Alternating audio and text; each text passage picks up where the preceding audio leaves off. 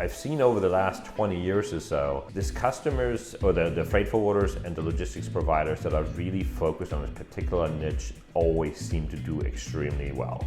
You know, our niche is a pretty big one. It's really waste paper, right? But particularly waste paper, smaller waste paper shippers, right? That's kind of our niche in our NVO business. And I've seen so many other freight forwarders, one in particular that I know really well, build an entire business of just providing services to other agents, which many people might say, hey, this actually might be a dying business to support other smaller freight forwarders. But he's based out of the United States here. He's actually from European descent.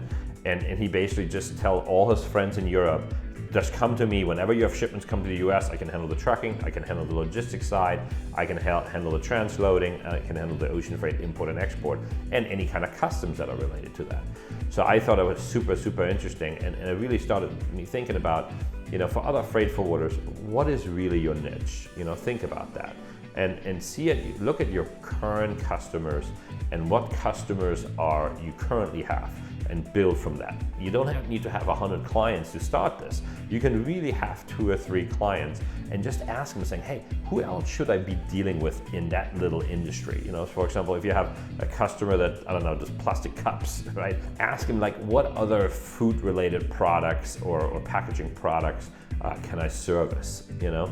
And you will be surprised how much support you will get from your existing clients. And the more you insert yourself in a niche, the better and well known you are, you know?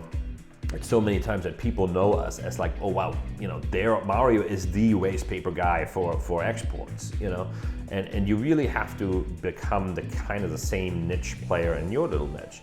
So look at what kind of conferences there are. You know, now things are really opening back up and you can go to local conferences and really go there and try to meet as many people as you do. It seems very frustrating in the beginning when you're trying to build a new niche, and I can tell you this, I've done it with many times. I've done it on the grain side many years ago, and it's been very, very frustrating to go all to these conferences, nobody knows you.